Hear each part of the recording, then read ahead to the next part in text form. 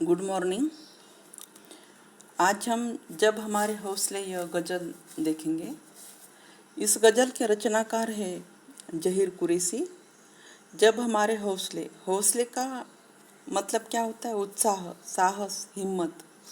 तो हमारी हिम्मत, हमारा हौसला, हमारा साहस, इस पर जो गज़ल लिखी है जहीर कुरैशी ने, इसमें हमारी संस्कृति की प्रेरणादायी झलक सामने आती है। तो यह आज देखेंगे। जहीर कुरैशी का परिचय यह है कि उनका जन्म 5 अगस्त 1950 को चंदेरी, जिला अशोकनगर में हुआ। 21वीं सदी के वो प्रसिद्ध गजलकार हैं। इनके 900 गजल प्रकाशित हो चुके हैं।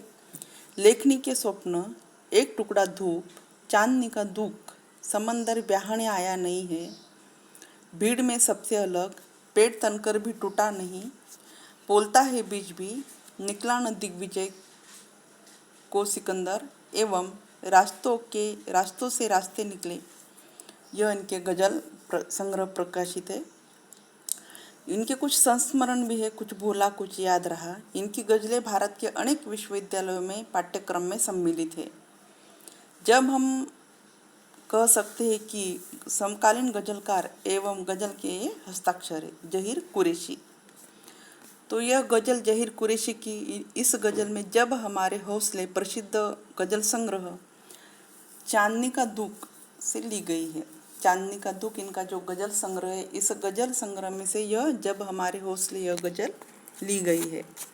इस गज़ल से संदेश मिलता है कि क्या संदेश दिया है उन्होंने कि हमारी संस्कृति इतनी प्रेरणादायी है कि इसके आत्मसात करने मात्र से ही हमारा जीवन उज्जवल हो जाता है। किसी और कहीं और पढ़ने लिखने के लिए जाने की जरूरत नहीं है।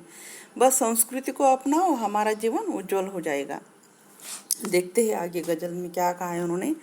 जब हमारे हौसले उस हंस के पर से मिले, जब हमारे हौसले उस हंस के पर से मिले, तो लगा ऐसा कि हम साक्षात अंबर से मिले।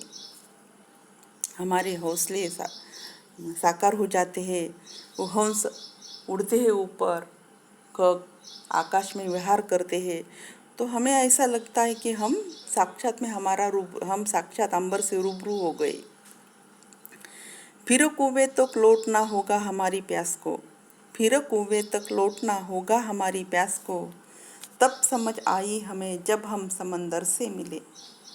आम आदमी को हम अचानक क्या लगता है हमें कि नहीं, हमें अचानक बहुत बड़ा होना है, बहुत बड़े समंदर से मिलना है। हम छोटी छोटी चीज़ों की तरफ ध्यान नहीं देते, लेकिन छोटी छोटी चीज़ें कितने काम की है, मौलिक है, और छोटी छोटी चीज़ों से ही बहुत बड़ी चीज़ें बनती है।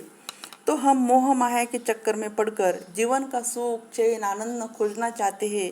हमें बहुत बड़े लोभ माया की लालसा रहती है, लेकिन क्या होता है फिर बाद में, और हमें पुनः एक बार लौटना आना पड़ता है, क्योंकि समुद्र तक जाकर हम हमारी प्यास नहीं बुझा सकते।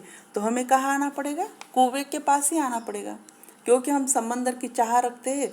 समंदर तक जाते हैं तो हमारी प्यास नहीं बुझा पाते, तो हमें और एक बार पुनः फिर कुएं तक लौटना होगा।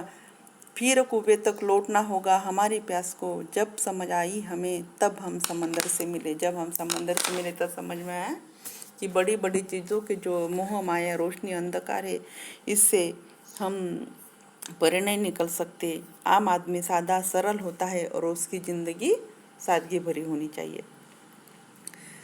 रोशनी घर के अंधेरे से न कोई मिल सका, रोशनी घर के अंधेरे से न कोई मिल सका, लोग जितने भी मिले वे रोशनी घर से मिले। यह बताने की कोशिश की है कि लोगों का जीवन अंधकारमय हुआ है। भले ही घर में कितनी भी रोशनी आप क्यों न लगाओ, लेकिन उनके मन के अंदर अंधेरा है, क्योंकि आम आदमी तो सादा सिरल होता है। उसको रोशनी लगाओ नहीं मत लगाओ, झुग्गी में रहो या बंगले में रहो, कोई फर्क नहीं पड़ता। क्योंकि हम इतने बड़े मकान में जाते हैं जहाँ बहुत सारे रोशनी है, लेकिन अंदर झाँक के देखते तो वहाँ सब कोई नहीं, अंधकार है, अंधकार है। रोशनी घर के अंधेरे से कोई न मिल सका, हम वहाँ जा भी नहीं सकते। कौन है वहाँ से बाहर? वॉचमैन भी आवाज़ देता है, लोग जितने भी मिले रोशनी के घर से मिले। क्योंकि आजकल कोई भी सीधा साधा नहीं रहा, किसी के घर हम नहीं जा